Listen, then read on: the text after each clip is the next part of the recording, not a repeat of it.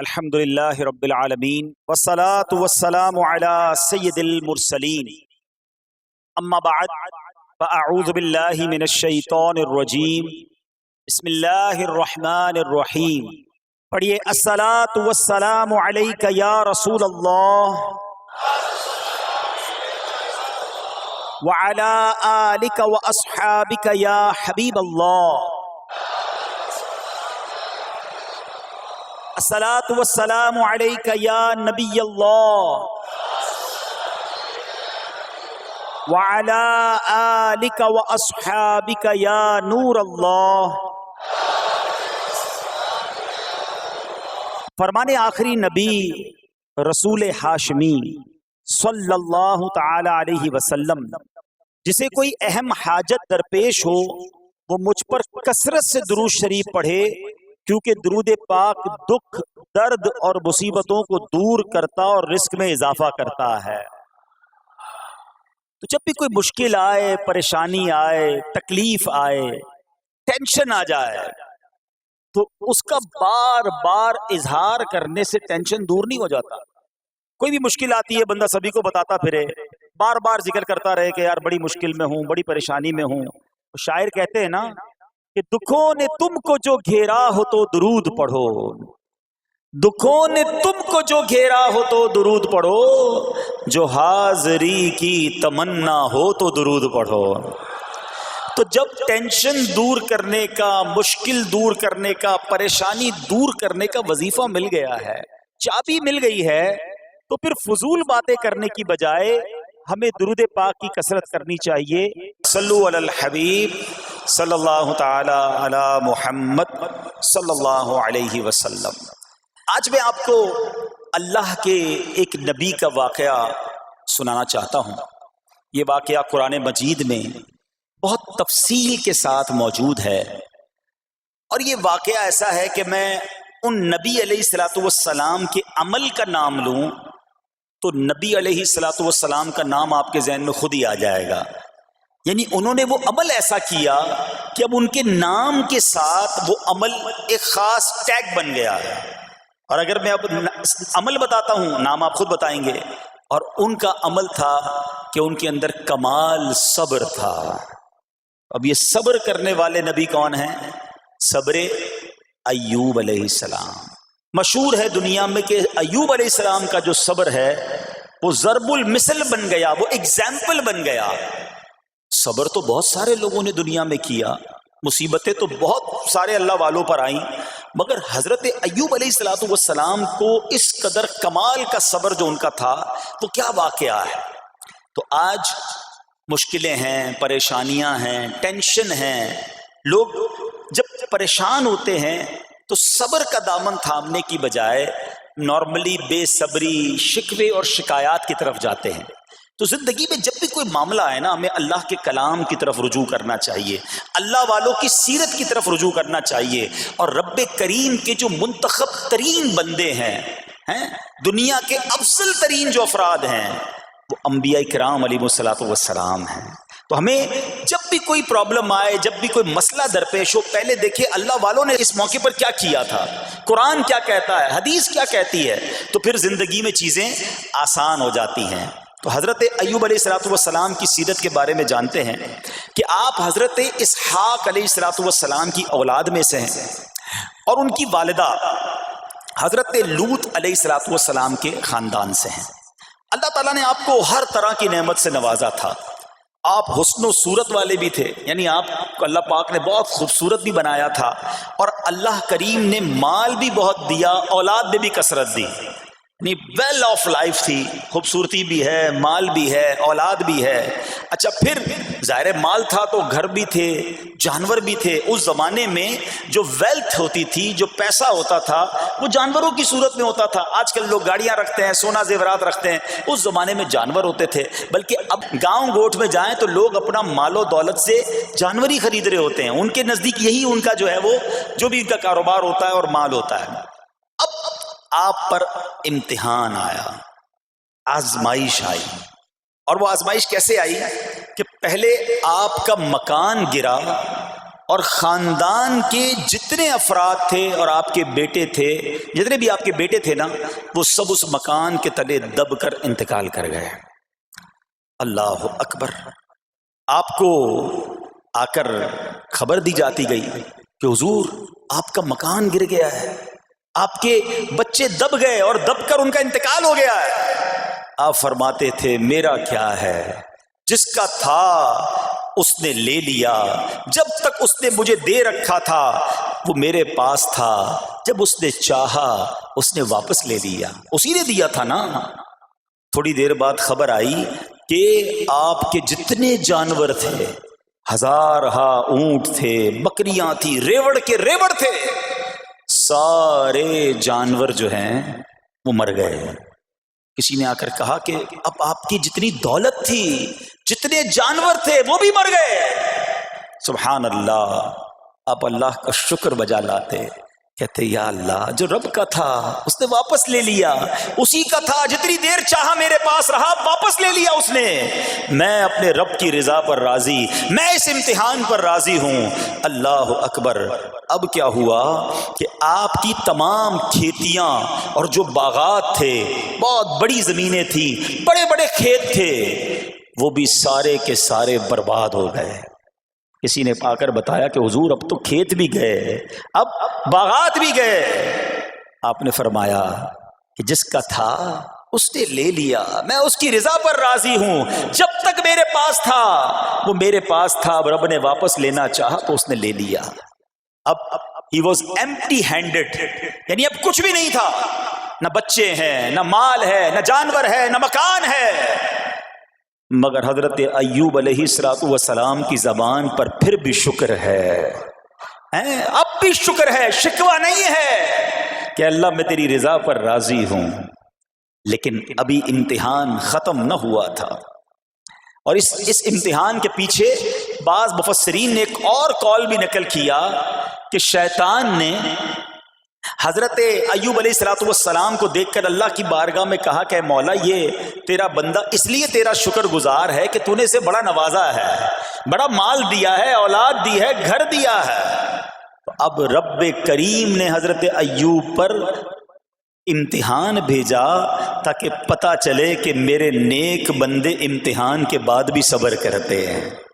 لیکن اب سب چلا گیا نا، تو شیطان نے کہا کہ ابھی جان تو باقی ہے نا، صحت تو باقی ہے۔ اللہ اکبر۔ مزید آزمائش آئی اور یہ ہوا کہ آپ کو بیمار کر دیا گیا، مبارک جسم پر بڑے بڑے آبلے پڑ گئے، پھوڑے جس کو کہتے وہ پڑ گئے۔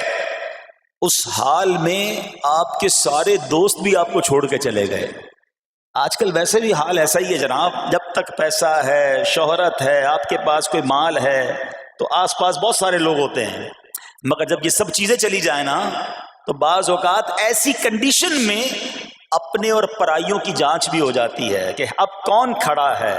دوستی مال کے لیے تھی، دوستی شہرت کے لیے تھی، دوستی منصب کے لیے تھی، یا کسی کی ذات سے واقعی خالص دوستی تھی؟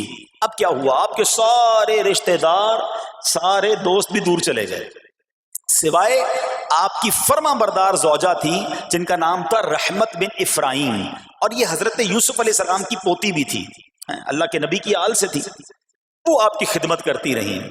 اب جسم پر پھوڑے ہیں، آبلے ہیں، ایک بیوی ہے، نہ پیسہ ہے، نہ مال ہے، نہ بچے ہیں، واٹ ایور جو تھا سب ختم، مگر زبان ہے کہ اس پر پھر بھی اللہ کا ذکر جاری ہے، پھر بھی شکر جاری ہے، پھر بھی صبر ہے۔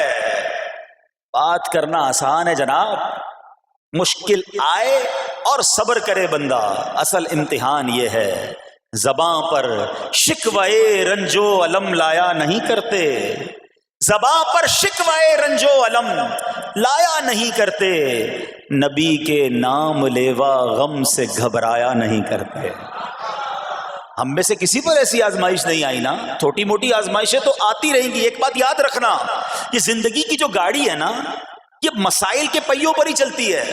ہمیں بعض اوقات کسی کی گاڑی، کسی کا مکان، کسی کا خوبصورت چہرہ، کسی کی مسکراہٹ دیکھ کر لگتا ہے یار یہ تو دنیا کا سب سے سخی آدمی ہے۔ ایسا نہیں، تو یہ نہ سمجھے کہ سارا جہان جناب سخی ہے اور میں اکیلا دکھی ہوں، ایسا نہیں ہوتا، بلکہ اس جہاں میں تقریباً ہر بندہ ایسا ہوتا ہے جس کے ساتھ کوئی نہ کوئی دکھ لگا ہوا ہوتا ہے، کوئی نہ کوئی پریشانی ہے، کسی کو مال کی پریشانی، کسی کو روزگار کی پریشانی، کسی کو بیماری لگی ہے، کسی کو اور ٹینشن ہے۔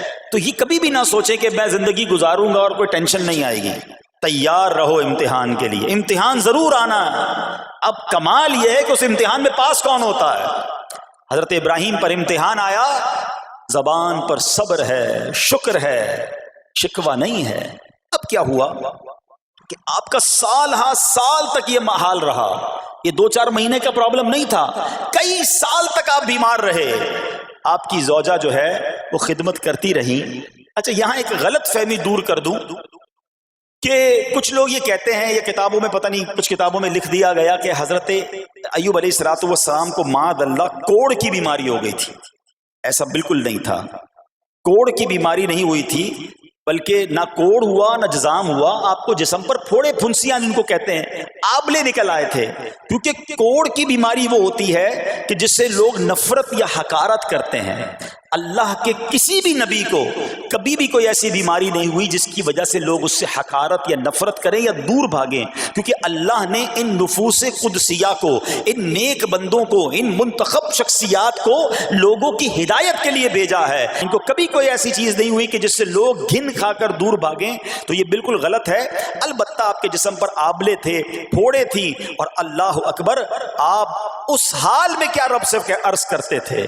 آپ عرض کرتے تھے، قرآن میں یہ الفاظ موجود ہیں، انی مسنی الضر وانت ارحم الراحمین۔ ترجمہ کیا ہے؟ مجھے تکلیف پہنچی اور تو سب مہر والوں سے بڑھ کر مہر والا ہے، رحم کرنے والوں میں سب سے بڑھ کر رحم کرنے والا ہے۔ یعنی اللہ کی بارگاہ میں یہ عرض کرتے تھے، یا اللہ تکلیف پہنچی ہے، رحم تو نے کرنا ہے، تو ارحم الراحمین ہے۔ زمانے سے نہیں کہتے تھے۔ یہاں ایک اور پرابلم ہے، میں کوئی مسئلہ ہوتا ہے، پرابلم آتی ہے، ہم ساری دنیا سے کہتے ہیں یہ مسئلہ ہو گیا، یہ پرابلم ہو گئی۔ نہیں، ساری دنیا میں سے کوئی آپ کا مسئلہ حل نہیں کر سکتا۔ اس سے بات کرو نا جو مسائل کو حل کرنے والا ہے، اس سے عرض کرو نا جو مصیبت کو دور کرنے والا ہے۔ ادھر ادھر جانے کی بجائے پرابلم یہ ہے، جب بھی مشکل آتی ہے ہم سب کے پاس جاتے ہیں، ہم رب کے پاس نہیں جاتے ہیں۔ جاؤ اس کے پاس جو حل المشکلات ہے، جو مصیبتوں کو حل کرنے والا ہے، اس کی بارگاہ میں فریاد کرو۔ وہ شاعر کتنی پیاری بات لکھتے ہیں نا، یہ بہت سارے لوگوں کے لیے درس ہے جو اپنی پرابلمز کے لیے دنیا والوں کے پاس جاتے ہیں۔ ارے اگر پکارنا ہے تو اللہ کی بارگاہ میں پکارو، التجا کرنی ہے تو اللہ کے حبیب سے عرض کرو نا۔ شاعر لکھتے ہیں، کسی کا احسان کیوں اٹھائیں، کسی کو حالات کیوں بتائیں، کسی کا احسان کیوں اٹھائیں، کسی کو حالات کیوں بتائیں، تمہیں سے مانگیں گے تم ہی دو گے، تمہارے در سے ہی لو لگی ہے۔ ہم اللہ کی بارگاہ میں عرض کریں، اللہ کے حبیب کی بارگاہ میں لو لگائیں۔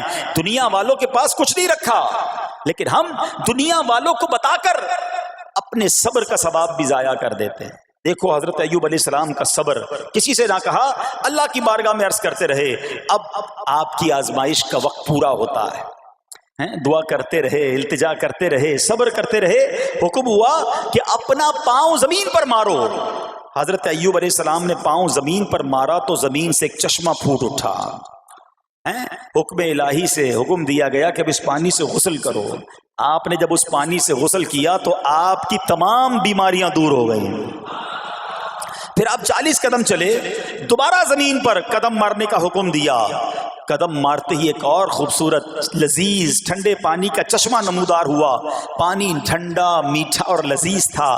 اب آپ نے وہ پانی پیا تو آپ کے باطن میں نور ہی نور پیدا ہو گیا، اور آپ کو اعلیٰ درجے کی صحت و نورانیت حاصل ہو گئی۔ اور سنو، میرا رب تو قادر ہے نا، اللہ تعالیٰ نے آپ کی وہ ساری اولاد جو دب کر کئی سال پہلے مر گئی تھی، انتقال فرما گئے تھے، اللہ نے ان تمام اولاد کو پھر زندہ فرما دیا، اور آپ کی بیوی کو دوبارہ جوانی بخشی، اور اب اس کے بعد بھی آپ کی کثیر اولاد ہوئی۔ سنو سنو، جو جانور چلے گئے تھے نا، اللہ نے مویشی، اسباب و خزانہ اس سے زیادہ آپ کو پھر سے عطا فرما دیا۔ صبر کیا تھا نا، ان اللہ مع الصابرین۔ اچھا، یاد سب کو ہے یہ آیت، بچپن سے یاد ہے، اللہ صابروں کے ساتھ ہے، صبر کرنے والوں کے ساتھ ہے، مگر صبر کرنا نہیں ہے، इम्तिहान आना है तो सब्र करना नहीं है, आयत सबको पता है। अच्छा, जिसके साथ प्रॉब्लम हो जाए ना, उसको भी बंदा दर्स देने जा रहा होता है, भाई सब्र करना, अल्लाह आपको सब्र दे। लेकिन जब इस पर इम्तिहान आता तो ये सब्र करता नहीं है। दूसरों को दर्स दे रहा था, आज तेरी बारी आई है ना, तो सब्र का दामन ना छोड़ें। मैं आपको एक बात सवाल पूछना चाहता हूं, आजकल हम बड़े लोगों से ताल्लुकात क्यों बनाने की कोशिश करते हैं? यार जब कोई मुश्किल टाइम आएगा ना तो ये बंदा काम आएगा, ये पैसे वाला दोस्त है, ये इसके ताल्लुकात बहुत हैं, इसकी गवर्नमेंट में बात है, इसकी वकीलों में बात है, 4-5 ऐसे दोस्त होने चाहिए। ये डॉक्टरों के अंदर बड़ी अच्छी इसकी दोस्ती है, कोई डॉक्टर का भी काम आएगा तो ये बंदा काम आ जाएगा। हम दुनिया वालों से ताल्लुकात इसलिए बनाते हैं ताकि यार मुसीबत आए तो ये बंदा काम आए, और नॉर्मली अक्सर ऐसा होता है कि जिससे उम्मीद रखी होती है मुसीबत के वक्त गायब हो जाता है। लेकिन रब खुद कुरान में फरमा रहा है, इन्नल्लाह मअस-साबिरीन, सब्र कर लो, अल्लाह की रहमत तुम्हारे साथ हो जाएगी।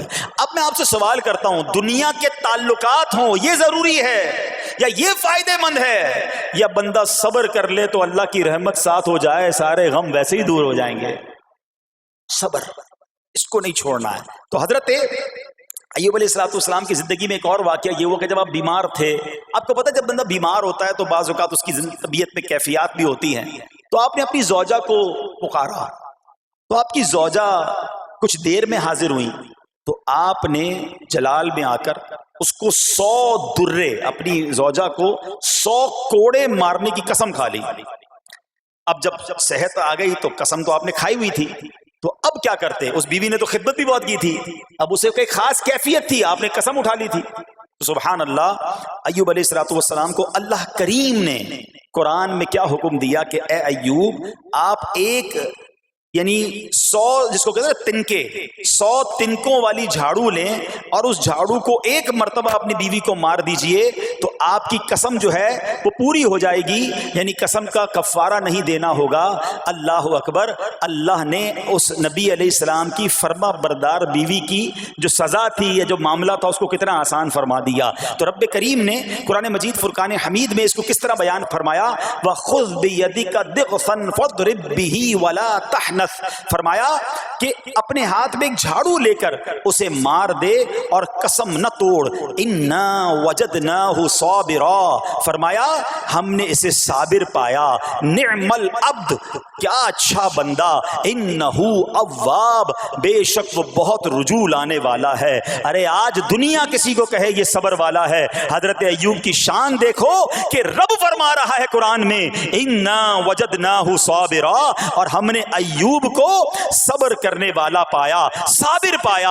अल्लाह हजरत अय्यूब के सब्र के सदके हमें भी साबिरीन में शामिल फरमा ले। अल्लाह अकबर, सुभान अल्लाह। और रब्बे करीम ने जो अव्वाब फरमाया, उलमा कहते हैं कि ये अव्वाब के लाजवाब खिताब को जो आपके सरे मुबारक पर एक ताज की तरह रख दिया गया, क्योंकि अव्वाब के माना क्या है, इन्नहु अव्वाब, बेशक वो बहुत रुजू लाने वाला है। अल्लाह अकबर। सब्र किया तो रब ने कैसे कैसे अलकाब जो हैं वो कुरान में अता फरमाए। यहाँ एक और बात भी सीखने वाली है कि हजरत अय्यूब अलैहिस्सलाम के सब्र का कमाल यह है कि कुरान में जिक्र आ गया, आप सुबह कयामत तक हाफिज तिलावत करेंगे, तरावी में कुरान पढ़ा जाएगा, जब भी कुरान की तिलावत दुनिया के कोने कोने में की जाएगी, कयामत तक हजरत अय्यूब के सब्र का जिक्र होता रहेगा। जब आप सब्र करते हैं, अल्लाह रसूल को राजी कर लेते हैं, अल्लाह उन नामों को बुलंद फरमा देता है। बहरहाल मेरे प्यारे इस्लामी भाइयों, अब यहाँ थोड़ा सा एक शरई मसला भी समझ लें। बाज़ औक़ात कि आप लफ्ज़ सुनते हैं हीला, अच्छा कुछ लोग जब ये लफ्ज़ हीला सुनते हैं तो कंफ्यूज हो जाते हैं, यार ये क्या, एक काम करना था उसको एक और तरीके से कर दिया, हमें समझ नहीं आ रहा, अजीब अजीब सी लोग बातें करते हैं। सुभान अल्लाह, उलमा फरमाते हैं पहले हीले का मसला समझ लें। फतावा आलमगीरी में है, जो हीला किसी का हक मारने या उसमें शुबा पैदा करने या बातिल जरिए से फरेब देने के लिए किया जाए वो मकरूह है, और जो हीला इसलिए किया जाए कि आदमी हराम से बच जाए या हलाल को हासिल कर ले वो अच्छा है। इन्नमल अमालु बिन्नियात, गलत नीयत से हीला कि किसी का हक दबा लो या माद अल्लाह ज़कात अदा ही ना करनी पड़े, तो अल्लाह को कोई धोखा नहीं दे सकता, अल्लाह देख रहा है कि इसकी नीयत क्या है। लेकिन हीला इसलिए है کہ حرام سے بچ جائے، حلال حاصل کر لیا جائے، تو اس کی جو جواز کی صورتیں ہیں علماء نے فرمایا یہ آیت اس میں دلیل ہے. اور آیت کیا تھی؟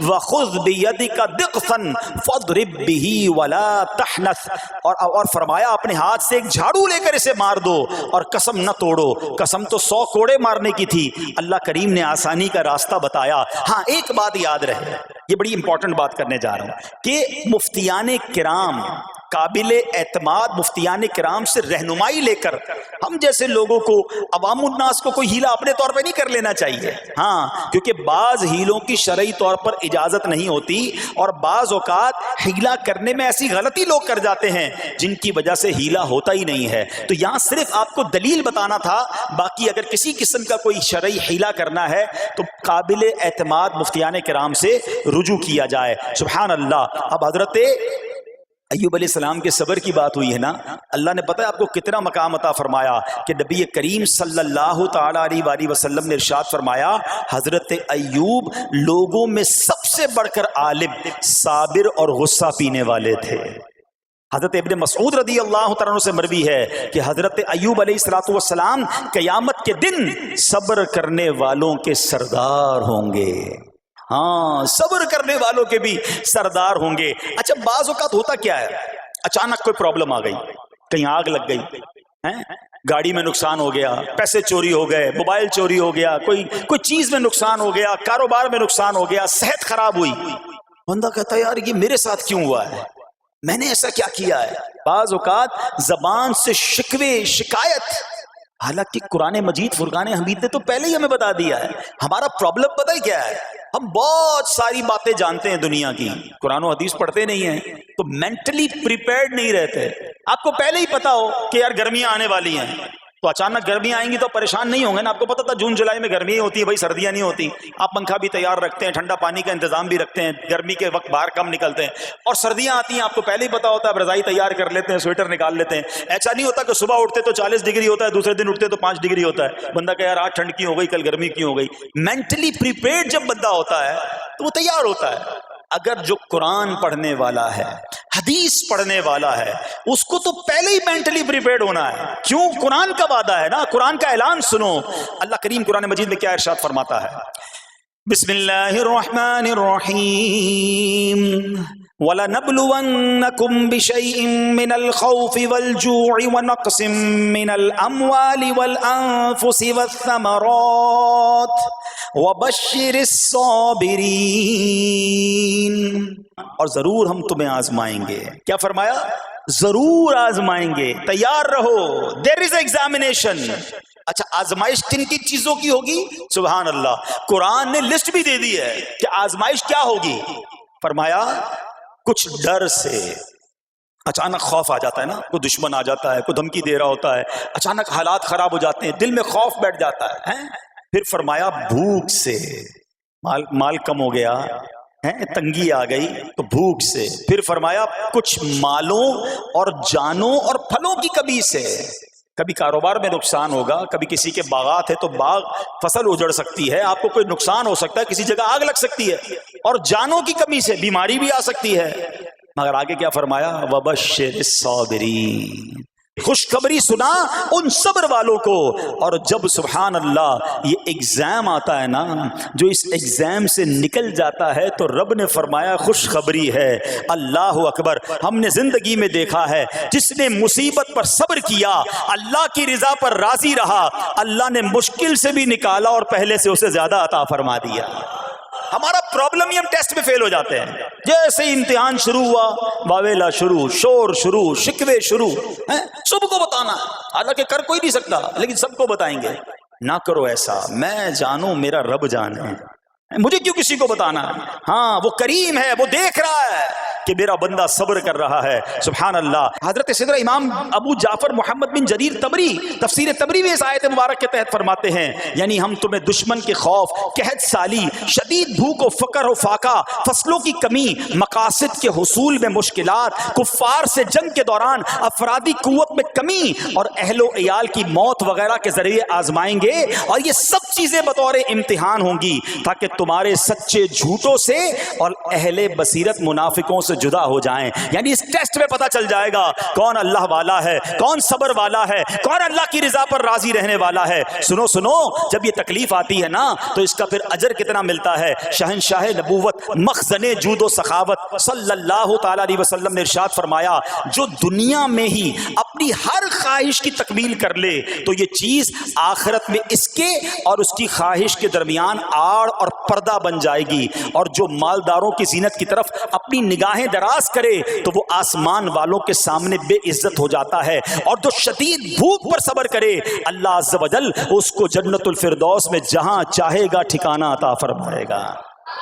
ہاں, ہر چیز پوری ہو جائے, جو چاہیے وہ مل جائے, یہ نہیں ہونا چاہیے. کچھ نہ کچھ آزمائشیں آئیں گی, اور اگر سب ادھر مل گیا تو ادھر پھر کیا ملے گا. ہم اللہ سے یہ دعا کرتے ہیں کہ ادھر بھی عطا فرمائے, ادھر بھی محروم نہ کرے. ہاں, ہمیں ڈرتے بھی رہنا چاہیے کہ یار میں جو مانگتا ہوں ادھر مل جاتا ہے, کہیں وہاں محروم نہ رہ جاؤں.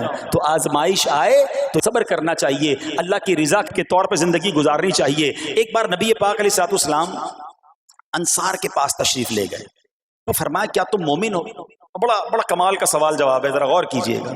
ہمارے پاس بھی کوئی آ کر کہے کہ کیا تم مومن ہو تو ہم کیا جواب دیں گے؟ صحابہ خاموش رہے.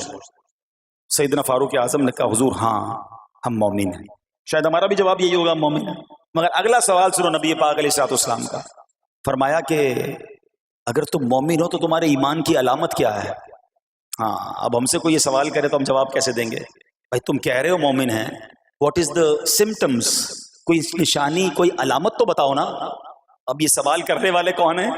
پیارے آقا صلی اللہ تعالی علیہ وآلہ وسلم. صحابہ سامنے بیٹھے ہیں. ارشاد فرمایا مومن ہو تو علامت کیا ہے؟ تو کیا شاندار جواب دیا کہ صحابہ کرام نے کہ ہم جب فراخی کی حالت ہوتی ہے نا, آسانی ہوتی ہے تو ہم شکر ادا کرتے ہیں. جب آزمائش آتا ہے, کوئی پرابلم آتی ہے, ہم صبر کرتے ہیں اور اللہ کے فیصلے پر راضی رہتے ہیں. نبی اکرم علیہ الصلوۃ والسلام نے جواب میں کیا فرمایا؟ رب کعبہ کی قسم تم مومن ہو.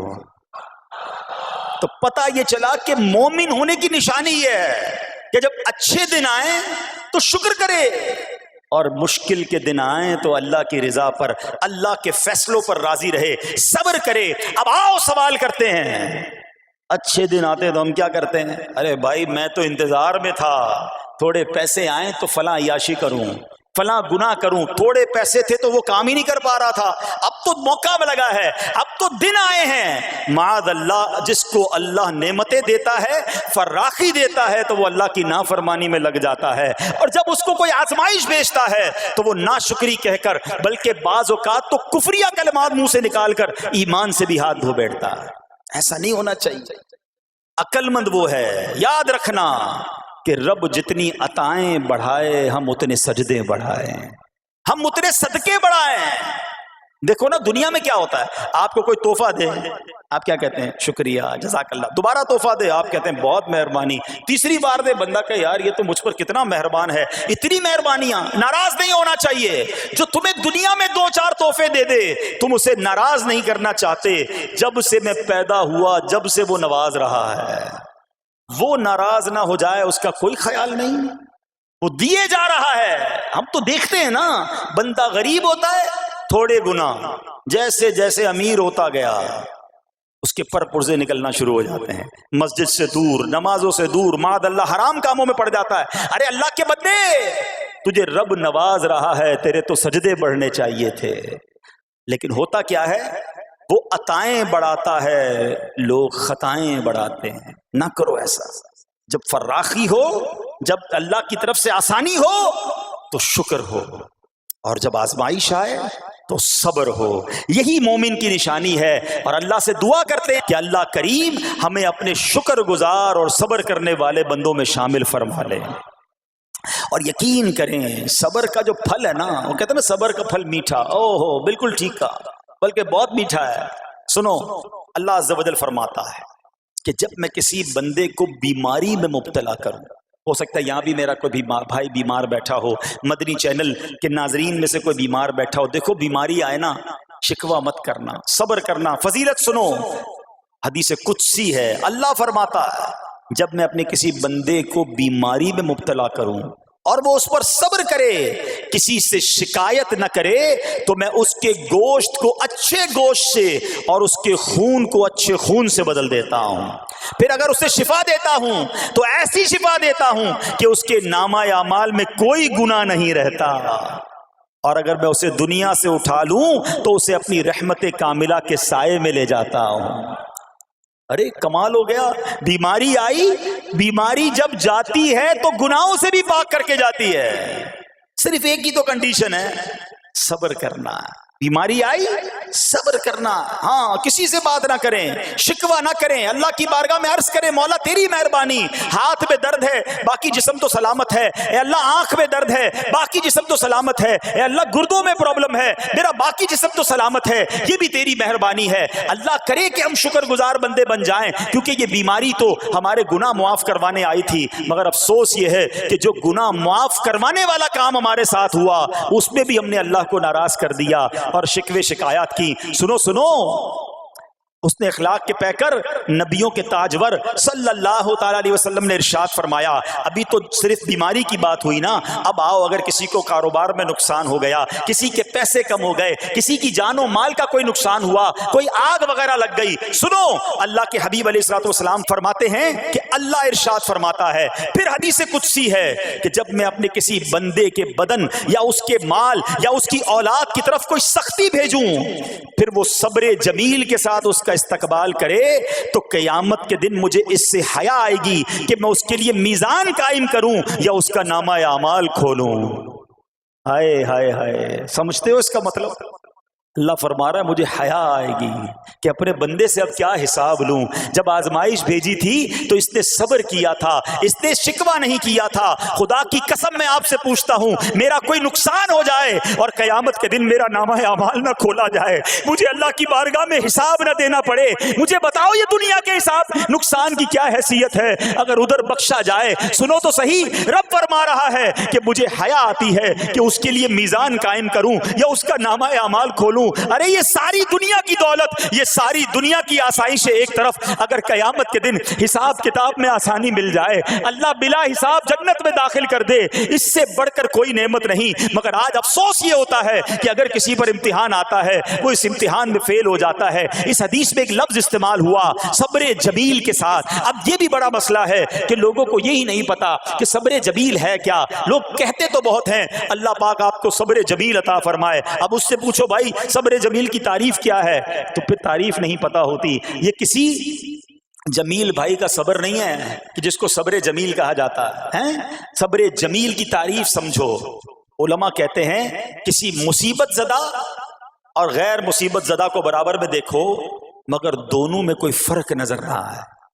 یعنی چہرہ بھی نہ بتائے کہ وہ کسی مشکل میں ہے, اس کی عادتیں بھی نہ بتائیں کہ وہ کسی پرابلم میں ہے, یعنی اس کو دیکھ کر پتہ ہی نہ چلے کہ وہ بڑی مشکل میں ہے. فرمایا یہ ہے صبر جمیل. مگر آج ہمارا حال یہ ہے, ہمارا چہرہ بتا دیتا ہے بھائی خیر تو ہے, بڑی ٹینشن میں ہو, ہاں یار کیا کروں بس موبائل ٹوٹ گیا, ارے بھائی بڑی چہرے پہ بڑی ہوائیاں اڑ رہی ہیں, بس کیا کروں جناب آج 5,000 روپے کھو گئے. 5,000 روپے کھو جائیں, چھوٹا سا نقصان ہو جائے, ہمارا چہرہ بتا دیتا ہے کہ ہمارے ساتھ کوئی معاملہ ہوا ہے. صبر جمیل یہ ہے کہ دیکھ کر کوئی پہچان ہی نہ سکے کہ یہ بندہ کتنی مشکل میں ہے, چاہے اندر کتنی تکلیف میں ہو, دنیا والوں کو نہ بتائے کیونکہ وہ رب کا بندہ ہے, وہ اللہ کی بارگاہ میں فریاد کرے. یہ صبر جمیل ہے اور اللہ اسے ہم سب کو نصیب فرمائے.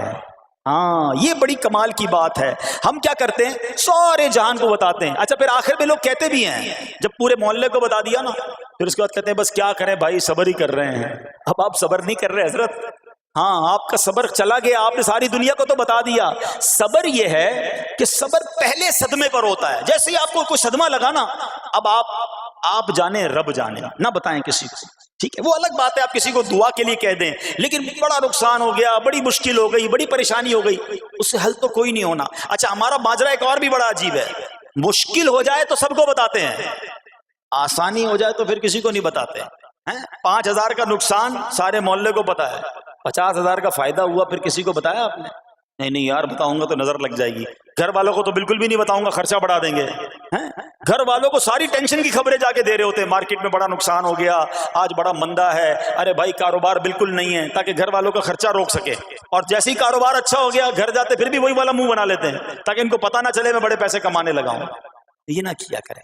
ہاں ٹینشن آپ کسی کو بتا کر اپنا صرف ثواب ضائع کرتے ہیں، باقی کچھ نہیں ہوتا. کرنا رب نے ہے، اور یہ اگر آزمائش میرے درجے بلند کرنے آئی ہے، اگر یہ آزمائش مجھے اللہ کے قریب کرنے آئی ہے تو پھر تو اس کا استقبال ہونا چاہیے نا. ہاں ہمارے بزرگان دین تو آزمائشوں کا استقبال کیا کرتے تھے. اور سنو، یہاں ہو سکتا ہے کہ میرا کوئی نابینا بھائی بیٹھا ہو. بعض اوقات ایسا بھی ہوتا ہے کہ اچانک کسی کی بینائی چلی جاتی ہے، آنکھیں ٹھیک ہوتی ہیں اور اچانک ایکسیڈنٹ ہوا یا کوئی واقعہ ہوا ہے. بہت بڑی آزمائش. اللہ اس آزمائش سے ہمیں محفوظ رکھے. مگر دیکھو میرے رب کی شان دیکھو، جب بھی کوئی تکلیف آتی ہے نا بندہ صبر کرے، اس تکلیف کا اجر تیار ہے، اس کا کمال سے اس کی رحمت تیار ہے، رحمت کی برسات تیار ہے. سنو، اللہ فرماتا ہے کہ اے جبرائیل، جب میں اپنی کسی بندے کی بینائی لے لوں تو اس کا اجر یہ ہے کہ میں اسے اپنے دیدار سے مشرف فرماؤں گا. ہاں آنکھیں گئی ہیں مگر اللہ فرماتا ہے میں اپنا دیدار کرواؤں گا. بس صرف صبر کرنا ہے. اسی طرح میرے پیارے اسلامی بھائیوں، بعض لوگوں کے یہاں بچے کا انتقال ہو جاتا ہے، چھوٹے چھوٹے بچوں کا انتقال ہو جاتا ہے، یا بعض اوقات پیدائشی بچہ مرا ہوا ہوتا ہے پیدا، اس کا انتقال ہو جاتا ہے، یا بعض اوقات ولادت سے پہلے ہی بچہ ضائع ہو جاتا ہے. بہت شور، بڑا واویلا، بڑا رونا پیٹنا گھروں میں ہوتا ہے. مت کیا کرو ایسا. یقین کریں یہ بہت بڑا انعام تمہیں ملنے جا رہا ہے. ایسا نہ ہو یہ رونا پیٹنا، یہ بے صبری، یہ اللہ کی بارگاہ میں شکوے شکایات، اتنے بڑے تم اجر سے محروم رہ جاؤ. سنو، اللہ کے آخری نبی صلی اللہ تعالی علیہ وسلم نے فرمایا جس مسلمان جوڑے کے 3 بچے انتقال کر جائیں، اللہ عز و جل ان بچوں پر فضل و رحمت کرتے ہوئے ان دونوں یعنی ماں باپ کو جنت میں داخل فرمائے گا. صحابہ کرام نے عرض کی کسی کے 2 بچے، فرمایا 2 بچے بھی، پھر عرض کی اور 1، فرمایا 1 بھی، پھر فرمایا اس ذات کی قسم جس کے قبضہ قدرت میں میری جان ہے، جس عورت کا کچا بچہ فوت ہو جائے یعنی حمل ضائع ہو جائے اور وہ اس پر صبر کرے تو وہ بچہ اپنی ماں کو اپنی ناف کے ذریعے کھینچتا ہوا جنت میں لے جائے گا. یہ تو جنت کا ٹکٹ تھا. مگر شکوے شکایات، الامان والافیز، گھر میں موت، میت کو نقصان ہو جائے، ہماری عورتیں، ہمارے گھر کے افراد وہ واویلا کرتے ہیں. معاذ اللہ، بعض اوقات تو کفریہ کلمات زبان پر ہوتے ہیں. معاذ اللہ ثم معاذ اللہ، کہتے کہ اللہ کو ہمارا ہی گھر ملا تھا، اتنے چھوٹے بچے کا کیا قصور تھا. استغفر اللہ. یہ تمہارے جملے، ایک تو گھر میں مصیبت پہلے ہی آئی ہوئی ہے اور تم اللہ پر اعتراض کر کے معاذ اللہ اللہ کو ظالم کہہ کے اپنا ایمان بھی ضائع کر بیٹھے. یہ تو اس سے بڑی مصیبت ہو گئی نا. تو نہ کریں ایسا. سیکھو. آج میں نے آپ کے سامنے حضرت ایوب علیہ السلام کی سیرت اور قرآنی واقعہ بیان کیا کہ سب کچھ چلا گیا مگر وہ اللہ کی رضا پر راضی تھے. رب نے انہیں صبر کرنے والا بندہ بھی فرمایا اور ساری نعمتیں پہلے سے زیادہ عطا فرما دی. ہاں بالکل نوازا جائے گا. صبر کا دامن اگر نہ چھوڑیں. سنو ہمارے اسلاف کیسے صبر کرتے تھے. حضرت سیدنا فتح موصلی رحمت اللہ تعالی علیہ کی زوجہ محترمہ رضی اللہ تعالی عنہا کا پاؤں پھسل گیا اور ان کا ناخن ٹوٹ گیا. وہ مسکرانے لگی. اللہ اکبر. کبھی کبھی ہمارا بھی ناخن ٹوٹا ہوگا، بہت تکلیف ہوتی ہے. ناخن ٹوٹے تو جان نکل جاتی ہے مگر آپ مسکرانے لگی. کسی نے پوچھا کہ آپ کو ناخن ٹوٹنے کا درد نہیں ہوا، آپ مسکرا رہی ہیں؟ تو فرماتی ہیں کہ اس درد پر جو ثواب ملے گا نا، مجھے درد پر صبر کروں گی اور جو مجھے اس پر ثواب ملے گا تو اس ثواب کے تصور نے میرے درد کی تلخی کو دور کر دیا. ہائے ہائے ہائے، یہ ہے اللہ والے. ہاں صبر کرنا کوئی ان سے سیکھے. میرے پیارے اسلامی بھائیوں، احادیث میں، روایتوں میں یہ مضمون ملتا ہے کہ اللہ کریم کی بارگاہ میں بندے کا کوئی درجہ رکھا ہوتا ہے. یعنی اللہ کی رضا یہ کہ بندہ اس سٹیج تک پہنچ جائے، اس درجے تک پہنچے، مگر وہ نماز کے ذریعے، روزوں کے ذریعے، عبادتوں کے ذریعے اس درجے تک نہیں پہنچتا. پھر اللہ اس پر آزمائش بھیجتا ہے کہ میرا بندہ صبر کر لے تاکہ صبر کر کے اس درجے کو حاصل کر لے. ہائے ہائے، یعنی مجھ پر کوئی آزمائش آئی تھی میرے درجے بڑھانے، مگر ہائے میری بے صبری کہ میں نے وہ درجہ پانے کا موقع ضائع کر دیا، میں نے وہ ثواب پانے کا موقع ضائع کر دیا۔ خدا را یاد رکھنا، اگر کسی آزمائش سے گزر رہے ہو تب بھی، اور اگر آئندہ کوئی آزمائش آئے، صبر کا دامن نہ چھوڑنا، یہ تصور کر لینا کہ یہ میرے گناہ معاف کرنے کا ذریعہ بن رہا ہے، یہ میرے درجے بڑھانے کا ذریعہ بن رہا ہے۔ اور سنو، جب مصیبت آئے تو پڑھنا کیا ہے؟ رسول اللہ صلی اللہ تعالی علیہ وآلہ وسلم نے فرمایا، جو مصیبت کے وقت انا للہ و انا الیہ راجعون کہتا ہے تو اللہ عز و جل اس کی پریشانی دور فرما دیتا ہے اور اس کے کام کا انجام اچھا فرماتا ہے، اور اسے ایسا بدل عطا فرماتا ہے جس پر وہ راضی ہو جاتا ہے۔ تو یہ پڑھ لیں، لیکن شکوہ نہ کریں، دنیا والوں کو بتانے کی حاجت نہیں۔ اچھا، وہ جو میں بات کر رہا تھا کہ تکلیف سب کو بتانی ہے اور راحت کے بارے میں کسی کو کوئی شکر کرتا ہوا نظر نہیں آتا۔ ایک بار ایک شخص کے سر پر جو ہے نا وہ تکلیف ہوئی نا، سر میں درد ہو گیا، اس نے پٹی باندھی اور گھومنے لگا۔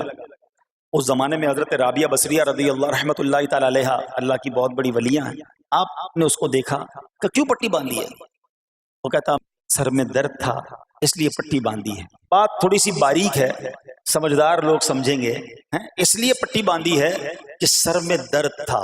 اللہ اکبر۔ اس اللہ والی نے پتہ ہے کیا کہا؟ آپ کہتی ہیں کبھی صحت کی پٹی بھی باندھی ہے؟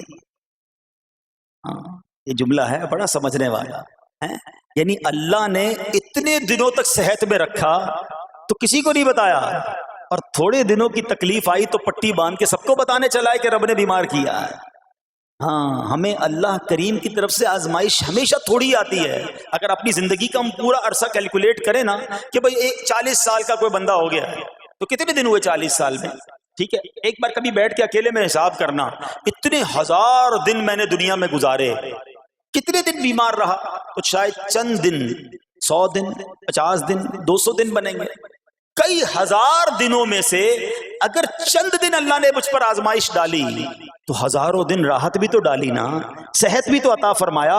اتنے دن جس رب نے چھاؤں میں کھڑا کیا، اگر تھوڑی دیر کے لیے دھوپ آئی ہے تو مجھے شکوہ نہیں کرنے چاہیے۔ یاد رکھنا، ہر رات کے بعد صبح ہے، ہر دھوپ کے بعد چھاؤں ہے۔ اگر تم انتظار کرو گے تو رب ایسی رحمت تم پر نازل کرے گا، اپنے غیب کے خزانوں سے عطا فرمائے گا۔ قرآن میں رب نے وعدہ کیا ہے، وَمَن يَتَوَکَّلْ عَلَى اللَّهِ فَهُوَ حَسْبُهُ، جو اللہ پر بھروسہ کرے اللہ اس کے لیے کافی ہے۔ مگر ہمارا پرابلم یہ ہے کہ جب مشکل آتی ہے ہم یہ ساری باتیں بھول کر بس شکوہ، شکایات اور پریشانی میں چلے جاتے ہیں۔ ارے آپ اس مصیبت کو اللہ کی طرف سے نعمت سمجھ لو، اللہ کی طرف سے یہ سمجھ لو کہ میرے گناہ معاف کروانے، میرے درجات بلند کرنے کے لیے آیا ہے۔ اچھا، اب ایک اور بات، بعض اوقات شیطان ہے نا، وہ کسی کے دماغ میں وسوسہ ڈالتا ہے کہ یار جب میں نمازیں نہیں پڑھتا تھا نا تب تو اتنا پریشان نہیں رہتا تھا، جب سے نمازیں شروع کی، دعوت اسلامی کے اجتماع میں آنے لگا، مدنی قافلوں میں سفر شروع کر دیا، اب تو میں نے کچھ ذمہ داری بھی لینا شروع کر دی ہے۔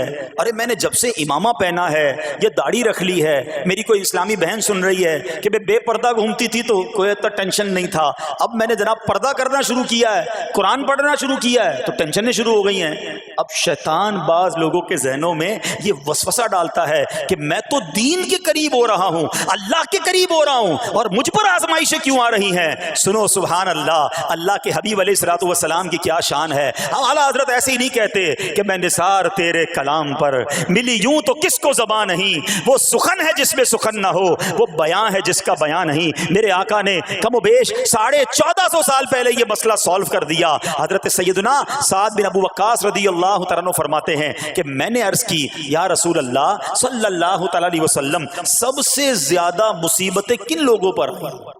گلی مکا دی نا، پنجابی میں کہتے ہیں نا، گالی بات ہی ختم کر دی۔ حضور یہ بتائیں سب سے زیادہ مصیبتیں کن لوگوں پر آئیں؟ پیارے آقا نے فرمایا انبیاء پر۔ اللہ اکبر، اللہ کے سب سے قریب تو انبیاء ہیں نا، انبیاء پر، پھر ان لوگوں کے بعد جو لوگ بہتر ہیں، پھر ان کے بعد جو بہتر ہیں۔ سنو اب اگلا جملہ، بندے کو اپنی دینداری کے اعتبار سے مصیبت میں مبتلا کیا جاتا ہے۔ اگر وہ دین میں سخت ہوتا ہے اس کی آزمائش بھی سخت ہوتی ہے، اگر وہ دین میں کمزور ہوتا ہے تو اللہ عز و جل اس کی دینداری کے مطابق اسے آزماتا ہے۔ بندہ مصیبت میں مبتلا ہوتا رہتا ہے یہاں تک کہ اس کے دنیا میں ہی اس کے سارے گناہ بخش دیے جاتے ہیں۔ گویا اللہ کی یہ رحمت ہے کہ بندہ بڑا نیک ہو رہا ہے، رب چاہتا ہے کہ اس بندے پر آزمائش بھیجوں، میرا نیک بندہ صبر کرے، اس کے گناہ معاف ہو جائیں اور میرے پاس آئے تو اس کو جنت میں داخل کر دوں۔ اللہ اکبر۔ اے پیارے اسلامی بھائیو، یاد رکھنا، اب جو میں نے ایک سوال قائم کیا تھا نا کہ یار میں تو دین کے قریب، میں تو اللہ کے قریب ہونے کی کوشش کر رہا ہوں اور ایک کے بعد ایک آزمائش آ رہی ہے، یہ کیا ہے؟ اب ایک اور حدیث سن لو، سبحان اللہ۔ حضرت سیدنا انس رضی اللہ تعالیٰ عنہ سے روایت ہے، سرکار والا تبار، ہم بے قصوں کے مددگار، شفیع روز شمار، دو عالم کے مالک و مختار صلی اللہ تعالی علیہ وآلہ وسلم نے فرمایا، جب اللہ عز و جل کسی بندے سے محبت فرماتا ہے، سننا ذرا غور سے، اللہ عز و جل جب اپنے کسی بندے سے محبت فرماتا ہے یا اسے اپنا دوست بنانے کا ارادہ فرماتا ہے تو اس پر آزمائشوں کی بارش فرما دیتا ہے۔ اب سوال ہے نا کہ میں اللہ دوست بھی بنا رہا ہے، اللہ کریم اس پر محبت بھی فرما رہا ہے اور آزمائشیں بھی بھیج رہا ہے۔ دوست پر آزمائشیں کون بھیجتا ہے؟ دوست کو تو راحتیں ڈالی جاتی ہیں۔ ہائے ہائے، اب یہی تو امتحان ہے، یہی تو چیک ہے۔ سنو، نبی پاک فرماتے ہیں جب اللہ اس پر آزمائش بھیجتا ہے نا، وہ بندہ اپنے رب کو پکارتا ہے، اے میرے رب عز و جل، تو اللہ فرماتا ہے میرے بندے تو جو کچھ مجھ سے مانگے گا میں تجھے عطا فرماؤں گا، تو جلد ہی تجھے دے دوں گا اور اسے تیری آخرت کے لیے ذخیرہ کر دوں گا۔ سبحان اللہ۔ یعنی اللہ والوں کو آزمایا جاتا ہے، ان کے درجات بلند کیے جاتے ہیں، ان کے گناہ معاف کیے جاتے ہیں۔ تو اے میرے پیارے اسلامی بھائیوں، کبھی بھی یہ ذہن میں خیال مت لانا کہ یار میں دین میں قریب آ رہا ہوں، میری آزمائشیں بڑھ رہی ہیں، سمجھ لو امتحان شروع ہو گیا ہے، ٹیسٹ شروع ہو گیا ہے، اب اس ٹیسٹ میں مجھے کامیاب ہونا ہے اور اللہ کے مزید قریب جانا ہے۔ زندگی میں جو گناہ ہو گئے ہیں یہ میرے گناہوں کا انشاءاللہ کفارہ بن جائے گا، میرے درجات کی بلندی کا سبب بن جائے گا۔ اللہ سے عرض کرنا، اے مولا میں تیری رضا پر راضی، میں تیرے فیصلوں پر راضی، اب تک جو دیا تھا تو نے دیا تھا، یہ سب کچھ تیرا ہے، اے رب جب تو واپس لے گا میں اس پر راضی۔ جب یہ ثابت قدمی نصیب ہو گئی پھر دیکھو غیب کے خزانوں سے کیسا آپ کے دل پر سکینہ اترے گا، پھر کیسا آپ پر رحمتوں کا نزول ہوگا۔ تو اے میرے پیارے اسلامی بھائیوں، مصیبتیں آ چکی اور آنے بھی والی ہیں، پہلے ذہنی طور پر تیار رہنا مگر صبر کرنا۔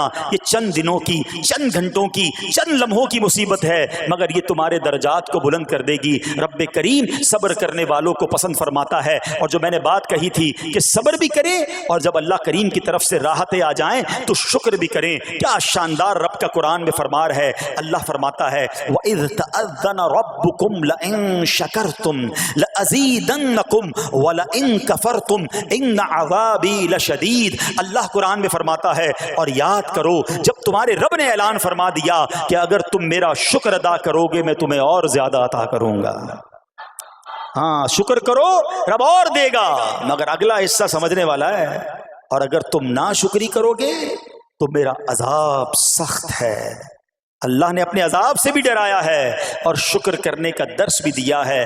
تو بہرحال میرے پیارے اسلامی بھائیوں، اللہ کریم سے میں دعا کرتا ہوں کہ اپنے نیک بندوں کے صدقے، کربلا والوں کے صبر کے صدقے، نبی پاک علیہ الصلوۃ والسلام کے طائف کے میدان میں پتھر کھا کر دعا دینے والے صبر کے صدقے، رب کریم ہمیں بھی صبر کی نعمت نصیب فرمائے، صرف زبانی نہیں قلبی طور پر ہمیں صبر کرنے والوں میں شامل فرما لے۔ اگر ہم پر کوئی آزمائش ہے تو رب کریم یہ آزمائش ہمارے گناہوں کا کفارہ بنا دے، ہمارے درجات کی بلندی کا سبب بنا دے۔ دعوت اسلامی کے مدنی ماحول سے اگر ہم وابستہ رہیں گے نا تو ہمیں انشاءاللہ صبر کرنے کا پریکٹیکل جو ہے وہ موقع بھی ملتا رہے گا، کیونکہ صبر کیسے کرنا ہے اس کی کوئی پریکٹس بھی تو ہونی چاہیے نا۔ تو مدنی قافلے جب اس میں جاتے ہیں نا تو آرام اپنے گھر جیسا نہیں ملتا، کھانا اپنے گھر جیسا نہیں ملتا، بعض اوقات سفر میں تکلیف ہوتی ہے، تو یہ پریکٹیکلی آپ کو صبر کرنے کا موقع ملتا ہے۔ تو اگر آپ واقعی صابرین میں شامل ہونا چاہتے ہیں تو مدنی قافلوں میں سفر اپنا معمول بنائیں۔ اللہ کریم ہم سب کو مدنی قافلوں میں سفر کی توفیق عطا فرمائے۔